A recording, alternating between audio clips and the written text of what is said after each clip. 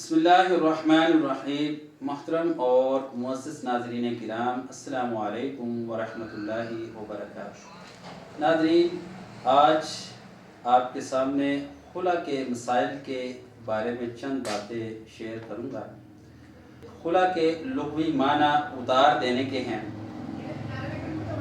حضرت موسیٰ علیہ السلام جب دوران سفر کوہ طور کی مقدس وادی طویٰ میں پہنچے تو بارگاہ ربانی سے حکم ہوا، فَاخْلَعْ نَعْلَيْكَ إِنَّكَ بِالْوَادِ الْمُقَدَّسِ طُوًى۔ فرمایا اپنے جوتے اتاریے، اس لیے کہ آپ طویٰ کی پاکیزہ وادی میں ہیں۔ دینی اصطلاح میں خلا سے مراد یہ ہے کہ جب بیوی کسی معقول وجہ کی بنا پر خامد سے جدائی چاہتی ہو تو وہ اپنا حق مہر واپس کر کے طلاق لے سکتی ہے۔ ایسی صورت میں حاکم اس کا معقول عذر معلوم کر کے دونوں میں تفریق کرا دے گا۔ سورہ بقرہ کی آیت نمبر 229 میں اللہ تبارک و تعالیٰ نے ارشاد فرمایا، وَلَا يَحِلُّ لَكُمْ أَن تَأْخُذُوا مِمَّا آتَيْتُمُوهُنَّ شَيْئًا، اور تمہارے لیے حلال نہیں ہے کہ تم جو مال عورتوں کو دے چکے ہو اس میں سے کچھ واپس لو، إِلَّا أَن يَخَافَا أَلَّا يُقِيمَا حُدُودَ اللَّهِ، مگر اس صورت میں جب اندیشہ ہو کہ دونوں اللہ تعالیٰ کے ضابطوں کو قائم نہ رکھ سکیں گے۔ فَإِنْ خِفْتُمْ أَلَّا يُقِيمَا حُدُودَ اللَّهِ، اگر تمہیں ڈر ہو کہ تم اللہ کے ضابطوں کو قائم نہ رکھ سکو گے، فَلَا جُنَاحَ عَلَيْهِمَا، تو دونوں پر کوئی گناہ نہیں کہ فِي مَا افْتَدَتْ بِهِ، کہ عورت معاوضے میں کچھ دے دے۔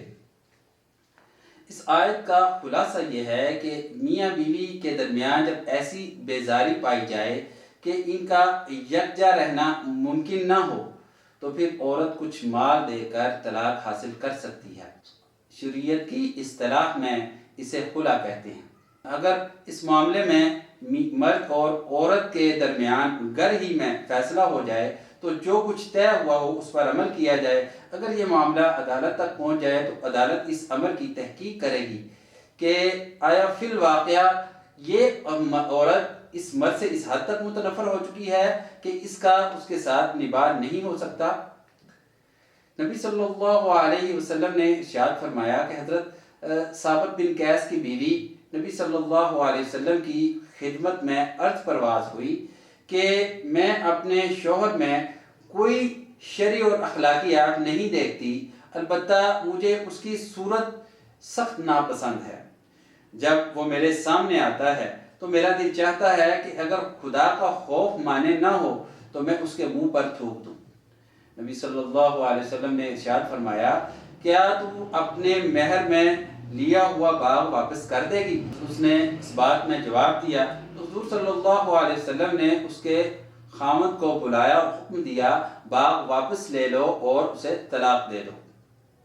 اس حدیث سے یہ ثابت ہوا کہ مرد کا بدصورت ہونا اور عورت کا اس کے ساتھ مانوس نہ ہونا خلا کے لیے ایک معقول عذر ہے۔ نبی صلی اللہ علیہ وسلم نے اسی عذر کی بنا پر یہ خلا کرایا۔ حافظ ابن القیم فرماتے ہیں کہ وہ عیب جس کی وجہ سے زن و شوہر میں یکجہتی باقی نہ رہے اور نکاح کا جو اصل مقصد الفت و مودت ہے وہ فوت ہو جائے تو پھر ایسی صورت میں علیحدگی اختیار کرنا ضروری ہو جاتا ہے۔ اس کی تحقیق ہو جانے پر عدالت کو اختیار ہے کہ وہ حالات کے لحاظ سے جو فدیہ چاہے تجویز کرے، اس فدیے کو قبول کر کے شوہر اسے طلاق دے دے گا۔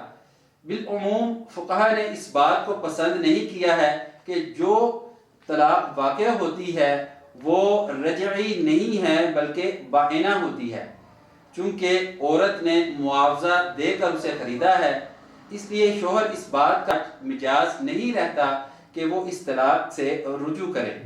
البتہ یہی دونوں مرد اور عورت پھر سے اگر ایک دوسرے سے راضی ہو جائیں اور دوبارہ نکاح کرنا چاہیں تو ان کے لیے ایسا کرنا جائز ہے۔ خلا کی عدت ایک حیض یعنی 1 ماہ ہے، اور دراصل یہ عدت نہیں ہے بلکہ یہ حکم یہ حکم استبرائے رحم اس لیے دیا گیا ہے کہ تاکہ دوسرا نکاح کرنے سے پہلے اس امر کا اطمینان ہو جائے کہ عورت پریگننٹ ہے یا نہیں۔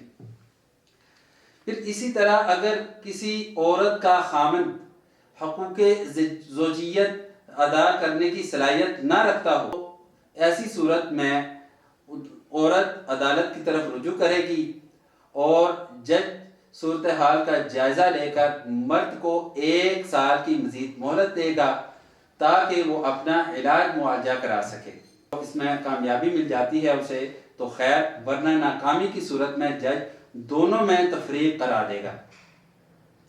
اسی طرح اگر کسی عورت کا خامند گم ہو جائے اور باوجود کوشش کے معلوم نہ ہو سکے کہ وہ زندہ ہے یا فوت ہو چکا ہے اور یا کہاں ہے، عورت ایسی صورت میں کیا کرے؟ گو اس مسئلے کے بارے میں فقہا کا موقف مختلف ہے، لیکن علماء کرام کا امام مالک رحمۃ اللہ علیہ کے اس فتوے پر کنسنسس ہے۔ اس فتوے کی روح سے عورت اپنے گم شدہ خامند کا 4 سال تک انتظار کرے گی اور پھر اگر اس دوران بھی شوہر کا پتہ نہ چل سکے تو مزید 4 ماہ 10 دن تک عدت پوری کرے گی۔ پھر اس کے بعد وہ پہلے شوہر کی قید نکاح سے آزاد ہو جائے گی اور شریعت کی حدود میں رہ کر وہ نکاح ثانی کر سکتی ہے۔